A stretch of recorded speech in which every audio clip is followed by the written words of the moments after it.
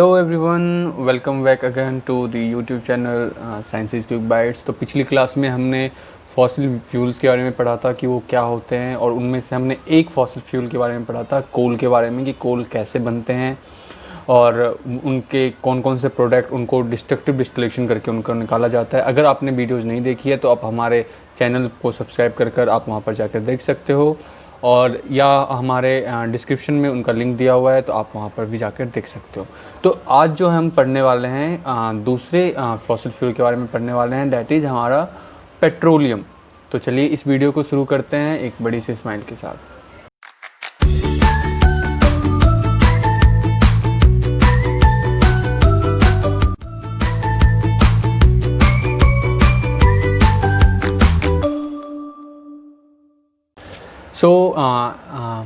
हमने पिछली क्लास में कोल के बारे में पढ़ा था कि कोल क्या होता है, उनकी फिजिकल प्रॉपर्टीज़ क्या हैं, केमिकल प्रॉपर्टीज़ क्या हैं, और वो बनते कैसे हैं, और उनके कौन कौन से प्रोडक्ट उनसे एक्सट्रैक्ट किए जाते हैं, उनके यूजेस वगैरह हमने पढ़ा था। ठीक है, आज जो है हम अपना दूसरा फॉसिल फ्यूल के बारे में पढ़ेंगे, जो कि बहुत ही इंपॉर्टेंट फॉसिल फ्यूल है, जिनका नाम है पेट्रोलियम। तो पेट्रोलियम में जो है वो लैटिन वर्ड पेट्रा से निकला है, जिसका मतलब होता है रॉक, और ओलियम इज़ लाइक ऑयल। ठीक है, ऑयल होता है, तो इनको हम नॉर्मली रॉक ऑयल भी कहते हैं। ठीक है, तो ये क्या होता है कि आपके जब ये बनते हैं, तो हम जब पढ़ेंगे कि सी वेड में क्या किया जाता है कि इनसे ड्रिल कर इनको क्या किया जाता है कि ऑयल को निकाला जाता है। उनमें इम्परवियस रॉक के अंदर ये क्या होती है, ये हम पढ़ेंगे, ओरिजिन जब हम पढ़ेंगे उसमें पढ़ेंगे। तो ये क्या होते हैं, रॉक ऑयल होते हैं, रॉक के नीचे पाए जाते हैं, इम्परवियस रॉक के नीचे। ठीक है, इनकी जो फिजिकल प्रॉपर्टीज़ होती हैं, ये क्या होते हैं, डार्क कलर्ड होते हैं, विस्कस होते हैं। विस्कस इज़ लाइक कि आपके थोड़े थिकी ग्लोई से, चिपचिपे से, लिक्विड से क्या होते हैं आपके, ये होता है। और इनकी जो स्मेलिंग, ये जो ऑर्डर होता है, ये बहुत ही बदबूदार होते हैं, फॉल स्मेल होती है। ठीक है, तो इनके जो फिजिकल प्रॉपर्टीज़ हो गए dark, viscous and fall smelling. ठीक है, उसके बाद नॉर्मली इनको क्रूड ऑयल कहा जाता है। क्रूड ऑयल इसलिए कहा जाता है क्योंकि ये बहुत सारे सब्सटेंसेस का क्या होता है, मिक्सचर होता है। ठीक है, कभी भी आप पेट्रोलियम को पेट्रोल से कंफ्यूज मत करना। पेट्रोल का मतलब पेट्रोलियम नहीं होता। पेट्रोलियम क्या होता है, आपका वो क्रूड ऑयल होता है, जिनमें क्या होता है कि आपके बहुत सारे मिक्सचर्स होते हैं सब्सटेंसेस के, और जिनको फिर फ्रैक्शनल डिस्टिलेशन करके उनको अलग किया जाता है। ठीक है, उनसे फिर डीजल, पेट्रोल, केरोसिन, ये सब आगे बनता है, ये हम पढ़ेंगे। तो पेट्रोलियम जो है वो आपका क्या है, इन सारे सब्सटेंसेस का क्या है, मिक्सचर है। तो इनमें बहुत सारे सॉलिड, लिक्विड और गैसियस हाइड्रोकार्बन, मैंने अगर आपको याद हो कि हमने कोल वाले में मैंने आपको बताया था हाइड्रोकार्बन से बने होते हैं ये फॉसिल फ्यूल्स, जिनमें हाइड्रोजन और कार्बन से बना होता है। अगर आपने ये नहीं देखी है वीडियो कोल वाली, तो आप जाकर देखो, और उनमें हमने बताया कि कैसे हाइड्रोजन और कार्बन मिलकर क्या करते हैं, आपके हाइड्रोकार्बन बनते हैं, और उन्हीं से मोस्टली आपके फॉसिल फ्यूल्स बने होते हैं। नाउ इनका ओरिजिन कैसे होता है, ये बनते कैसे हैं तो एक चीज़ याद रखना है कि जब भी पेट्रोलियम बनता है, तो उसके साथ साथ आपके नेचुरल गैस भी बनते हैं। ठीक है, ये चीज़ आपको हमेशा याद रख के चलना है। तो नॉर्मली क्या होता है कि ओशियन वगैरह में, सी वगैरह में क्या होता है कि जो भी एक्वेटिक ऑर्गेनिजम्स होते हैं, चाहे वो प्लांट्स हो या आपके एनिमल्स होते हैं जो एक्वेटिक, वो क्या होते हैं कि जो भी सी प्लांट्स एनिमल्स हैं वो डाई होते हैं, और वो क्या होता है कि ओशियन बेड पे, या आप कह सकते हो सी बेड या ओशियन फ्लोर, जो फ्लोर होता है उन पे क्या होते हैं, वो सेटल डाउन होते हैं। और धीरे धीरे जब वाटर का वेव आता है, तो उनके ऊपर क्या होता है, जो भी मिट्टी वगैरह होगी, सैंड वगैरह होगा, उससे वो क्या हो जाएंगे, कवर्ड हो जाएंगे। ठीक है, तो वो सिल्ट या सैंड से क्या हो जाएंगे, कवर होंगे। उनके अंदर क्या होता है, कवर होने के बाद वो जब सैंड के अंदर चले जाएंगे, तो उनमें क्या होता है, एनारोबिक डिके होता है। क्या होता है anaerobic decay? Anaerobic decay is decomposition of plant and animal remains in absence of oxygen. ये पॉइंट क्या है, इंपॉर्टेंट है कि आपका एनारोबिक डिके में क्या होता है कि आपने रेस्पिरेशन पढ़ा होगा, aerobic respiration and anaerobic respiration. Anaerobic respiration में क्या होता है कि ऑक्सीजन प्रेजेंस नहीं होता। तो वही होता है कि जब आपका प्लांट और एनिमल जो अब बरीड हो गए हैं, उनका क्या होता है, डिकम्पोजिशन होता है इन दी अब्सेंस ऑफ ऑक्सीजन और under high pressure and high temperature. तो क्या होता है कि आपके देखो 300 to 400 मिलियन ईयर्स अगो अगर जो प्लांट डिके होकर वो चले गए, तो उनमें एनारोबिक डिके हुआ, और सैंड और स्लिट के लेवल उन पे बढ़ते गए, और अंडर हाई प्रेशर और हाई टेम्परेचर जो प्लांट और एनिमल रिमेन्स थे, वो जो है क्या होता है कि उनमें अब जो है वो एनारोबिक डिके से डिकम्पोज होकर वो क्या हो जाएंगे, आपके ऑयल में क्या होते हैं, कन्वर्ट हो जाते हैं, ऑयल या आपके गैस में कन्वर्ट हो जाते हैं। ठीक है, तो जो ऑयल होता है उनको हम लोग पेट्रोलियम ऑयल कह देते हैं। ठीक है, और जो गैस होता है उनको हम लोग नेचुरल गैस कहते हैं। तो ये जो सैंड धीरे धीरे डिकम्पोज होता गया सॉरी डिकम्पोज नहीं, उनकी लेयरिंग होती गई वो, तो क्या होता है कि वो सैंड और सिल्ट का क्या होता है, रॉक बन जाता है, जिनको हम लोग इम्परवियस रॉक कहते हैं। तो जो इम्परवियस का मतलब क्या होता है, इम्परवियस रॉक का मतलब है कि जो किसी भी चीज़ को किसी के पैसेज को अलाउ नहीं करता, जैसे कि वाटर के पैसेज, वो जो रॉक होते हैं उनसे वाटर ईजिली पास नहीं कर सकता, तो उनको हम इम्परवियस रॉक कहते हैं। और परवियस रॉक होते हैं जिनसे वाटर ईजिली पास कर जाता है।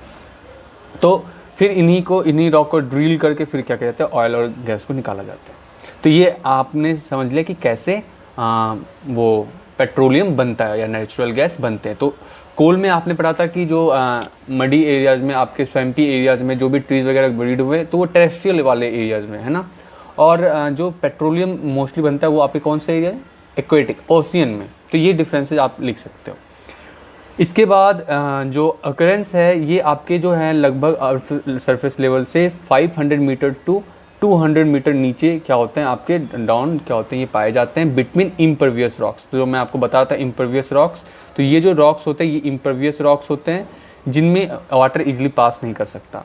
तो क्या होता है कि आपको पता है कि जो ऑयल की जो डेंसिटी होती है वो वाटर से कम होती है, तो वो क्या होता है कि सी वाटर के ऊपर क्या होता है, तैरता रहेगा। तो जो भी आपका पेट्रोलियम ऑयल बनेगा वो सी वाटर के ऊपर क्या होगा, तैरेगा। और नेचुरल गैस तो उनसे भी लो डेंसर होते हैं, तो वो क्या कह सकते हैं कि वो जो नेचुरल गैस होते हैं वो पेट्रोलियम के ऊपर होते हैं। तो जब इनको निकालना होता है तो हम क्या करते हैं, ड्रिलिंग करते हैं। हमने ये देखा कि जो पेट्रोलियम होता है वो अर्थ सरफेस से 500 मीटर और 2000 मीटर नीचे होता है। ठीक है, और वो इम्परवियस रॉक्स के बीच में पाए जाते हैं। तो ये इम्परवियस रॉक से ऑयल को एक्सट्रैक्ट करने के लिए, निकालने के लिए क्या करते हैं, ऑयल को हम ड्रिलिंग करते हैं। तो नॉर्मली क्या होता है कि आपके जो ये होल जो बनाए जाते हैं रॉक्स में, वो रिग्स, बड़े बड़े हैवी रिग्स होते हैं, जिनसे क्या किया जाता है कि आपने एक मशीन देखी होगी जिनके अंदर ऐसे ऐसे होता है। ठीक है, ये ड्रिल जैसा होता है। तो ये बड़ी सी मशीन्स होती हैं जिनको क्या करते हैं कि जो ड्रिल करती हैं और वो होल बनाती हैं। ठीक है, रॉक्स के बीच में, तो उन रिग्स की मदद से होल बनाया जाता है। और क्या होता है कि इन रॉक्स के बीच में जो गैसेज होती हैं वो क्या होते हैं कि प्रेशर, अब गैस है तो उन पर प्रेशर होता है, वो प्रेशर लगाती है, तो वो क्या होता है होल से जो है वो प्रेशर के साथ क्या होते हैं, बाहर निकलती हैं। ठीक है, और उन्हीं प्रेशर के साथ साथ जैसे जैसे आपका प्रेशर घटता जाता है, गैसेस का प्रेशर घटता जाता है, तो उसी के साथ साथ क्या होता है कि पेट्रोलियम भी जो है, जो पेट्रोल ऑयल है आपका, वो भी क्या होता है, बाहर निकल जाता है। और जब प्रेशर पूरी तरीके से डाउन हो जाता है तब क्या किया जाता है कि जब सारा आपका नेचुरल गैस निकल जाता है, तब हम क्या करते हैं कि इलेक्ट्रिक जो मोटर होते हैं उनके थ्रू हम क्या करते हैं कि उनको पंप आउट करते हैं। तो अगर आप इस डायग्राम को, एक फिगर को देखो, तो इनमें क्या किया गया है, तो ये जो आपका होता है ये आपका इम्परवियस रॉक होता है। ठीक है,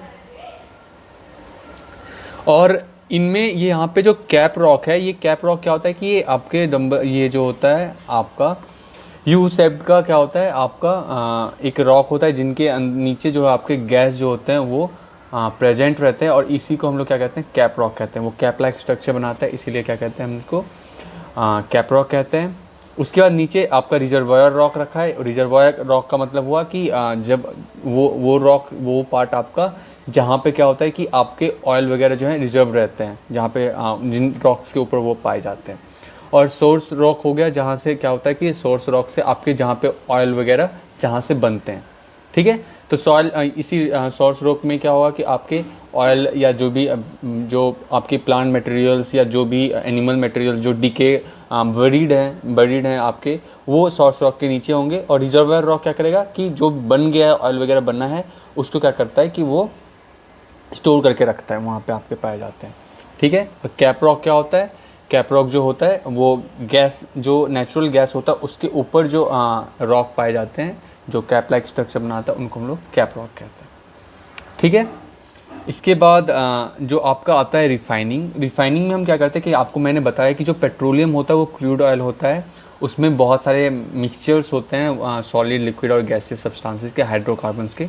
तो उन्हीं को हम रिफाइनिंग में क्या करते हैं कि सेपरेट आउट करते हैं, फ्रैक्शनेशन करते हैं। तो इसमें क्या किया जाता है कि आपको अगर याद हो तो हमने कोल में क्या पढ़ा था, हमने डिस्ट्रक्टिव डिस्टिलेशन पढ़ा था, जिसमें कोल को क्या किया जाता है कि हीट किया जाता है, हाई टेम्परेचर पे गर्म किया जाता है, इन दी एब्सेंस ऑफ ऑक्सीजन, ताकि वो जले नहीं।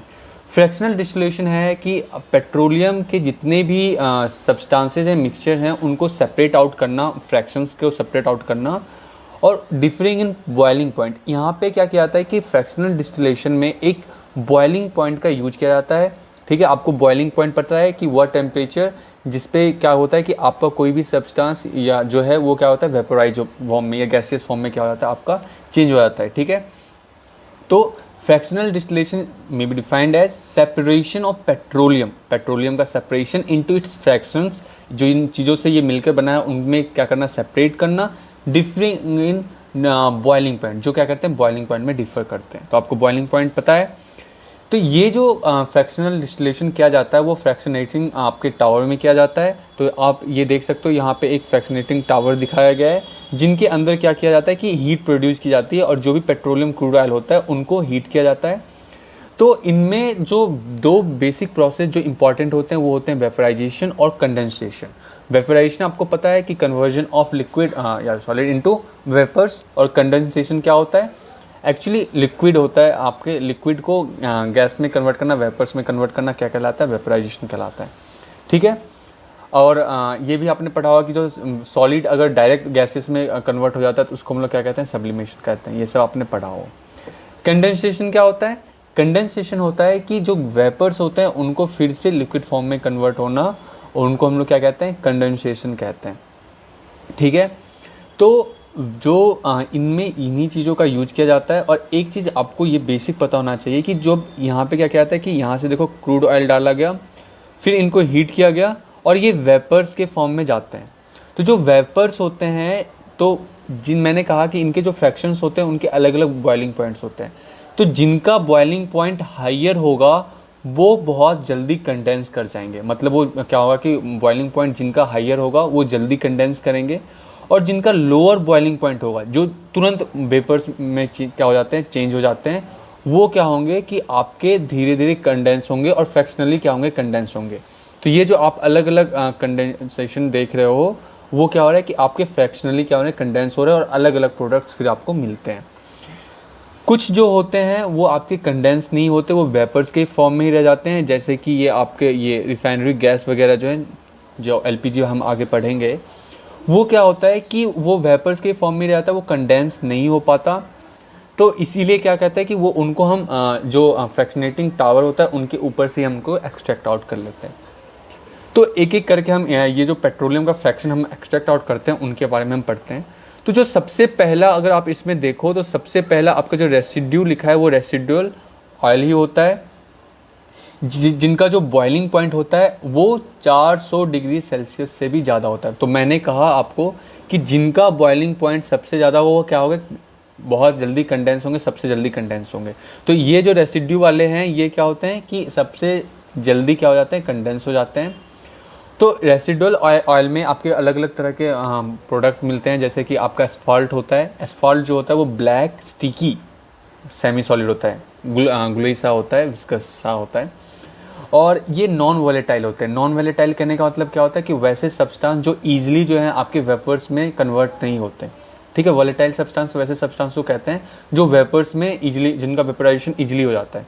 ठीक है, तो इनका जो यूजेज किया जाता है, ये रोड्स वगैरह बनाने में क्या किया जाता है, यूज किया जाता है। जो ब्लैक ब्लैक सा देखते हैं हम उन वो उसमें वो बनाने में यूज किया जाता है। फिर इनका क्या किया जाता है कि जो भी बिल्डिंग्स होती है उनके डैम प्रूफिंग में पानी के लीकेज से क्या करता है, ये बचाता है।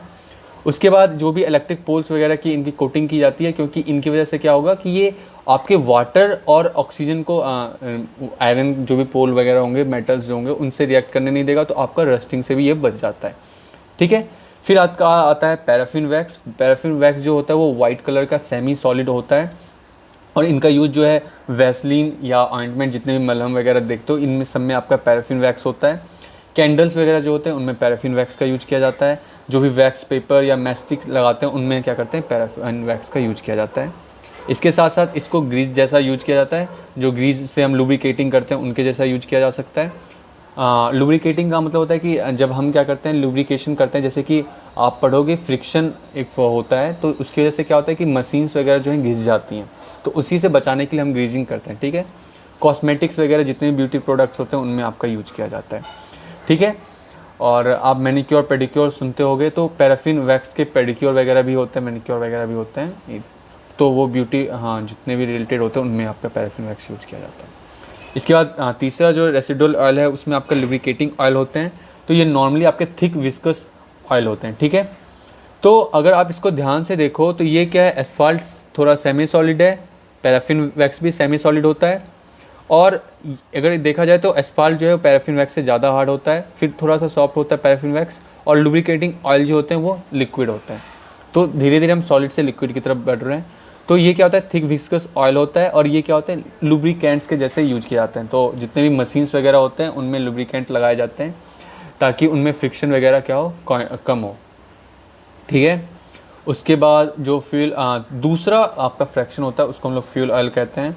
इनका बॉइलिंग पॉइंट जो होता है ये 350 डिग्री सेल्सियस से 400 डिग्री सेल्सियस तक होता है, मीन्स आपके रेसिडुअल ऑयल से थोड़ा कम होता है। तो ये क्या होगा कि जो है वो कंडेंस जो उससे स्लोअर होंगे। तो अगर आप इस फ्रैक्शनेटिंग जो है टावर में देखो तो रेसिड्यू से ऊपर आते हैं फ्यूल ऑयल, वो थोड़े लेट से कंडेंस होते हैं, और ये लेट से जो अलग अलग फ्रैक्शन कंडेंस होते हैं उनको अलग अलग टावर लगे होते हैं, अलग अलग एग्जिट पॉइंट होते हैं टावर में, वहाँ से वो प्रोडक्ट एक्सट्रैक्ट आउट कर लिया जाता है। ये जो भी जहाँ पे जिन फैक्ट्रीज में बनता है उनको ये टेम्परेचर वगैरह इन सब का क्या होता है पता होता है, और वहीं से वो प्रोडक्ट एक्सट्रैक्ट आउट करते हैं। तो फ्यूल ऑयल जो होता है ये नॉर्मली आपके जितने भी इंडस्ट्रियल फर्नेसेज होते हैं, फर्नेसेज मीन्स होता है कि जो भी भट्टी जिनको हम कहते हैं भट्टी में गर्म किया जाता है, तो कोई भी प्रोडक्ट जो बनाने के लिए जिसमें भट्टी वगैरह लोहे वगैरह को पिघलाया जाता है तो उनमें फ्यूल ऑयल का यूज किया जाता है, जो क्या करता है कि एनर्जी प्रोवाइड करता है, हीट एनर्जी देता है। डीजल ऑयल आप सब जानते हो, डीजल ऑयल का जो बॉइलिंग पॉइंट होता है ये 250 डिग्री सेल्सियस से 350 डिग्री सेल्सियस तक होता है। तो जैसे जैसे हम आगे बढ़ते जाएंगे हमारा जो है बॉइलिंग पॉइंट क्या होता है, घटता जाता है। तो अगर आप इस फ्रैक्शनेटिंग टावर में देखो तो जैसे आप ऊपर की तरफ जाते हो आपका क्या होता है कि बॉइलिंग पॉइंट जो है वो क्या होता है, डिक्रीज होता जाएगा, ठीक है। वो क्या होगा, डिक्रीज होता जाएगा, घटता हुआ जाएगा, ठीक है। और हाइड्रोकार्बन का जो कंटेंट है, वो कार्बन कंटेंट है, वो क्या होता है, वो भी घटता हुआ जाता है। इस चीज़ को आपको याद रखना है, जैसे जैसे बॉइलिंग पॉइंट ऊपर घटता जाता है आपके हाइड्रोकार्बन का भी कंटेंट क्या होता है, घटता जाता है। कार्बन कंटेंट या हाइड्रोकार्बन कंटेंट कह सकते हो, घटता जाता है। डीजल ऑयल आपको पता है कि जितने भी हैवी व्हीकल्स होते हैं जैसे कि आपके ट्रक हो गए, ट्रैक्टर हो गया, इन सब को चलाने के लिए जितने भी आपके हैं डीजल ऑयल का यूज किया जाता है, जो हैवी व्हीकल्स हैं, ठीक है, ट्रेन वगैरह, इनमें आपके डीजल वगैरह यूज किया जाता है। इनसे जितने भी आपके जनरेटर होते हैं जिनसे इलेक्ट्रिसिटी बनाई जाती है, ठीक है, जो भी थर्मल पावर प्लांट वगैरह में जहाँ पे, तो या नॉर्मली आपके जो किसी फंक्शन वगैरह पे क्या किया जाता है कि जो बिजली बनाई जाती है थर्मल पावर प्लांट में तो कोल का यूज किया जाता है और स्टीम से बनाते हैं। और नॉर्मली जो ऐसे जनरेटर होते हैं जो आपके घर वगैरह में या कहीं पे फंक्शन वगैरह में, उनमें डीजल का यूज किया जाता है। उसके साथ साथ ट्यूबवेल्स के जो मशीन्स वगैरह होती हैं उनमें भी डीजल यूज किया जाता है, जिनसे वाटर को पंप आउट किया जाता है और इरीगेशन की जाती है। केरोसिन ऑयल का जो बॉइलिंग पॉइंट होता है वो 170 degree Celsius to 250 degree Celsius होता है। इनका यूज हाउस होल्ड फ्यूल में करते हैं। आपको पता है कि बहुत से घरों में आज भी केरोसिन ऑयल से खाना बनाया जाता है। स्टोव वगैरह होते थे उनमें हम केरोसिन ऑयल से खाना बनाते थे। इनका यूज किया जाता है इल्यूमिनेंट के जैसे। इनको जो भी लालटेन वगैरह होता था या लैम्प वगैरह होते थे उनमें केरोसिन से आज भी इल्यूमिनेशन के लिए यूज किया जाता है, इनको रोशनी के लिए यूज किया जाता है। और इनका जो प्यूरीफाइड फॉर्म होता है, इनका यूज किया जाता है एविएशन फ्यूल के लिए। जैसे एविएशन फ्यूल का मतलब होता है कि वैसे फ्यूल जो आपके एरोप्लेन वगैरह में या जेट वगैरह में यूज किए जाते हैं। तो आपका जो केरोसिन है वो जेट में यूज किया जाता है, जो भी फाइटर जेट होते हैं उनमें केरोसिन ऑयल का यूज किया जाता है, लेकिन प्यूरीफाइड फॉर्म में, ठीक है, उनमें मिक्सचर नहीं होना चाहिए। फिर आपका आता है गैसोलीन और पेट्रोल। गैसोलीन और पेट्रोल जो होता है इनका बॉइलिंग पॉइंट जो है 40 degree Celsius to 170 degree Celsius होता है। मतलब कहने का मतलब कि डीजल से क्या होता है, बॉइलिंग पॉइंट का क्या होता है, कम होता है। तो ये क्या होंगे, थोड़े लेट कंडेंस होंगे। इनका यूजेस जितने भी लाइट व्हीकल्स वगैरह होते हैं, आपके कार वगैरह छोटे छोटे या जो भी आपके बाइक वगैरह, इनमें आपका क्या होता है, पेट्रोल यूज किया जाता है। ड्राई क्लीनिंग जो आप करवाते हो कपड़ों की, उनमें यूज किया जाता है। और इनसे पेट्रोल गैस बनाया जाता है कि जो कि आपके लेबोरेटरीज वगैरह में यूज किए जाते हैं एनर्जी के लिए, ठीक है, सोर्स ऑफ एनर्जी के लिए यूज किया जाता है। फिर आपका आता है पेट्रोलियम गैस। जो पेट्रोलियम गैस होता है इनका बॉइलिंग पॉइंट सबसे कम होता है, वो 40 डिग्री 40 डिग्री सेल्सियस से भी क्या होता है, कम होता है। और इसीलिए क्या होता है कि ये ईजिली कंडेंस नहीं होते, ये वेपर के फॉर्म में, गैसियस फॉर्म में ही रह जाते हैं और उनको फ्रैक्शनेशन टावर के टॉप से ही क्या किया जाता है, इनको निकाल लिया जाता है। तो जो इनका जो यूज किया जाता है, इनको लिक्विफाइड पेट्रोलियम गैस के जैसा यूज किया जाता है, जो आपके घरों में फ्यूल के जैसा यूज किया जाता है, आपको सबको पता है। तो ये लिक्विफाइड पेट्रोलियम गैस होता है, इनमें क्या होता है कि ये वेपर्स ही होते हैं, गैसियस फॉर्म में ही होते हैं, लेकिन इनको प्रेशराइज्ड करके क्या करते हैं कि प्रेशर के साथ इनको रखा जाता है, कंटेनर में बंद किया जाता है, जिनकी वजह से क्या होता है कि मॉलिक्यूल्स जो हैं वो पास पास आ जाते हैं।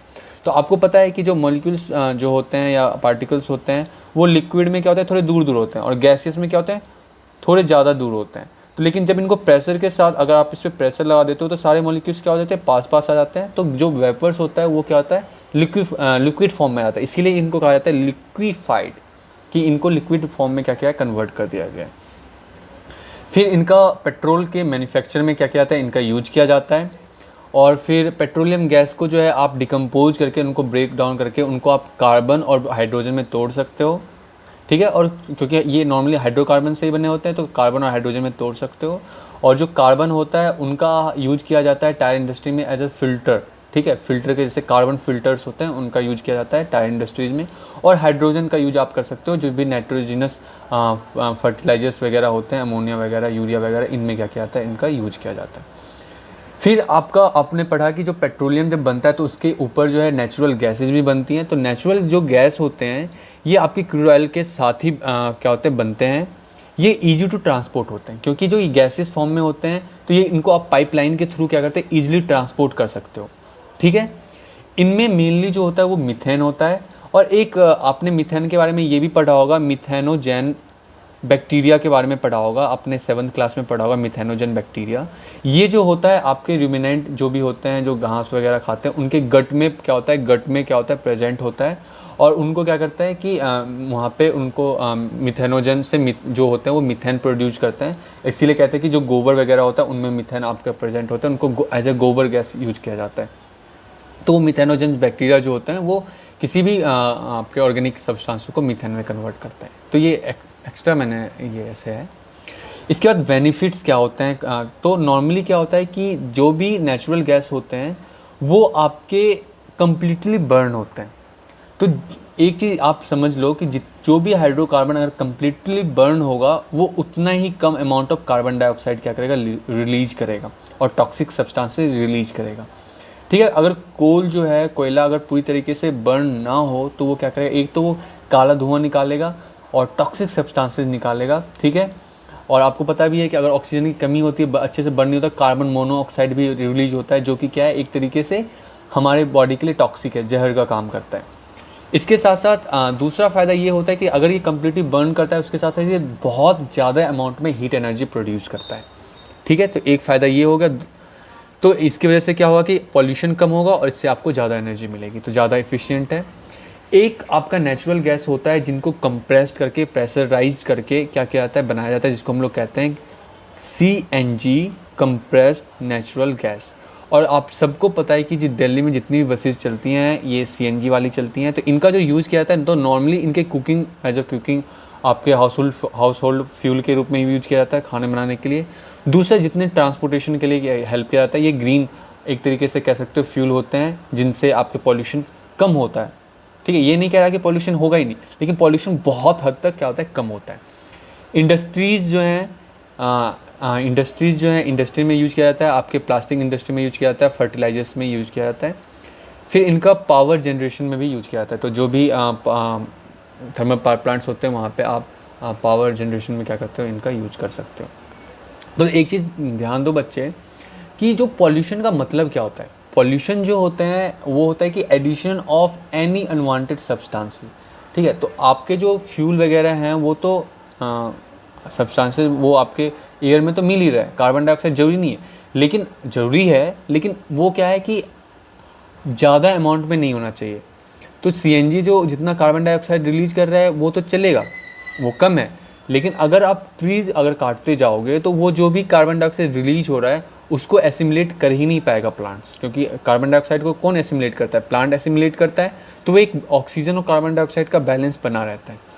तो हमें ये देख के चलना है कि अगर हम फॉसिल फ्यूल्स यूज कर रहे हैं तो उसके साथ साथ हम रिफॉरेस्टेशन वगैरह भी करें, प्लांट्स के नंबर को, वॉल्यूम को हम क्या करें, बढ़ाएं, फॉरेस्ट के वॉल्यूम को बढ़ाएं। तो लिमिटेशंस जो होती हैं फॉसिल फ्यूल्स की, यही लिमिटेशंस हैं कि जो फॉसिल फ्यूल्स होते हैं वो मेनली आपके हाइड्रोकार्बन के बने होते हैं, उनमें और भी ऐसे एलिमेंट्स होते हैं जो आपके इन्वायरमेंट के लिए हार्मफुल है, उनके जो ऑक्साइड्स वगैरह होते हैं हार्मफुल है। जैसे कि आपने कोयले में पढ़ा कि उनके साथ साथ कार्बन डाइऑक्साइड और जो सल्फ़र डाइऑक्साइड और नाइट्रोजन डाइऑक्साइड निकलते हैं, तो सल्फ़र डाइऑक्साइड और नाइट्रोजन डाइऑक्साइड की वजह से एसिड रेन होता है, आपकी कार्बन डाइऑक्साइड की वजह से आपका क्या होता है, हाँ, ग्लोबल वार्मिंग होती है, वो ग्रीन हाउस गैसेज है। तो अगर आपने ये वीडियो नहीं देखी है तो डिस्क्रिप्शन में लिंक दिया हुआ है, आप वहाँ से भी जाकर देख सकते हो, या हमारे चैनल को सब्सक्राइब करके आप वहाँ पे जितनी भी सारी वीडियोज़ होती हैं वहाँ पर आप जाकर देख सकते हो। तो वहाँ पे मैंने समझाया कि कैसे इन ग्रीन हाउस गैसेज क्या होती हैं और एसिड रेन वगैरह क्या होता है, कैसे होता है, ये सब आपने पढ़ रखा है। तो ये सारे क्या है फॉसिल फ्यूल्स के थोड़े लिमिटेशंस हैं। इसके बाद इनका जो जैसे कि आप पेट्रोलियम वगैरह होता है, इनका ट्रांसपोर्टेशन वगैरह जो होता है वो थोड़ा मुश्किल है, ठीक है, लीकेज वगैरह की प्रॉब्लम आ जाती है। चाहे कि आप देख सकते हो जैसे कि शिप से जब ट्रैवल किया, मतलब इनको ट्रांसपोर्ट किया जाता है, तो अगर ऑयल स्पिल, वो अगर ऑयल लीक जो होता है, ऑयल अगर लीक कर जाता है तो वो पूरे जितने भी एक्वेटिक ऑर्गेनिजम्स होते हैं उनको वो किल कर सकता है, ठीक है। तो ये सारी कुछ लिमिटेशंस हैं फॉसिल फ्यूल्स के। तो एक आप पे आता है मीटिंग एनर्जी क्राइसिस। आप सबको पता है कि जो भी हमने फॉसिल फ्यूल्स पढ़े वो क्या है, एग्जॉस्टिबल है, ठीक है, एक समय के बाद क्या हो जाएंगे, वो उनका रिप्लेनिशमेंट जो है वो बंद हो जाएगा। तो इन एनर्जी क्राइसिस को कैसे हम एक कंपनसेट कर सकते हैं, तो इसके लिए PCRA, जिनको हम पेट्रोलियम कंजर्वेशन रिसर्च एसोसिएशन जो है, इन्होंने क्या किया है, कुछ आपको ये कुछ रूल्स या कह सकते हो या कुछ आइडियाज़ जो हैं वो उन्होंने दिए हैं कि आप इस तरीके से ये स्टेप्स लेके आप क्या कर सकते हो कि आप एनर्जी क्राइसिस को क्या कर सकते हो, कंपनसेट कर सकते हो। तो जैसे कि कभी भी आप जो है जो भी व्हीकल्स वगैरह हैं वो आप मॉडरेट स्पीड पे चलाओ, जो भी ऑप्टिमम स्पीड है 40 किलोमीटर पर आवर, उतनी ही स्पीड पे चलाओ, ठीक है। उसके साथ साथ अपने टायर प्रेशर को हमेशा चेक करते रहो। टायर प्रेशर, अगर मान लो कि टायर प्रेशर कम होता है तो वो कार को एक तरीके से दूसरी जगह जाने में कह सकते हैं क्या होता है कि ज़्यादा एनर्जी लगती है। इसके बाद जो भी ट्रैफिक लाइट्स पे अगर होता है, तो अगर रेड लाइट है तो आप अपने इंजन को क्या कर दो, स्विच ऑफ कर दो, ताकि कुछ तो फ्यूल क्या बचेगा, ठीक है। आप अपने कार्स की रेगुलर सर्विसिंग कराते रहिए, जिनसे क्या हो कि मशीन्स वगैरह आपके अच्छे कंडीशंस में हो, तो वो फ्यूल क्या हो, कम खपत हो, कम वो उनका कंजप्शन हो। उसके बाद जो भी छोटे डिस्टेंसेज के लिए आप क्या कर सकते हो कि पब्लिक ट्रांसपोर्ट का यूज कर सकते हो या बाइसिकल्स का यूज कर सकते हो, या आप अगर उससे भी कम डिस्टेंस जो आप के लिए फिजिबल है तो आप क्या कर सकते हो, पैदल भी जा सकते हो। तो इस तरीके से आप क्या कर सकते हो कि फॉसिल फ्यूल्स के कंजप्शन को क्या कर सकते हो, ओवर कंजप्शन को क्या कर सकते हो, आप कम कर सकते हो। उसके बाद आप कारपूल्स यूज कर सकते हो। आजकल कारपूल्स जो हैं, जो उबर वगैरह और ओला वगैरह आ गए हैं, वो जो है कारपूल चलाते हैं, जिसमें आप कार जो है शेयर कर सकते हो, ठीक है। तो कारपूल का यूज करके, जैसे कि आप कोई एक आदमी है जो सिर्फ एक कार में जा रहा है, ठीक है, और दूसरा आदमी दूसरे कार में जा रहा है, तो आप क्या कर सकते हो कि अपने दोस्तों के साथ शेयर करके कि आज उसके कार में चलेंगे, तो वो एक ही कार यूज होगा, एक बार में एक ही फ्यूल यूज होगा और 4 लोग उसमें चले जाएंगे। तो इस तरीके से हम क्या कर सकते हैं कि फॉसिल फ्यूल की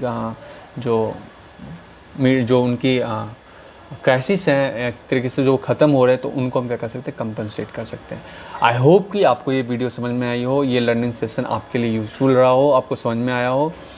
तो बच्चे ऐसे ही नोट्स देखने के लिए आप ये नोट्स जो है आप लिख भी सकते हैं, और ऐसे ही वीडियोस देखने के लिए आप क्या कर सकते हो, हमारे चैनल को सब्सक्राइब करो। और अगर आपको ये वीडियो अच्छी लगे, इन्फॉर्मेटिव लगी, तो अपने बैचमेट के साथ शेयर कीजिए, अपने क्लास के बच्चों के साथ शेयर कीजिए, ताकि उनकी भी मदद हो। और ये वीडियो को आप लाइक कीजिए और अपना ध्यान रखिए।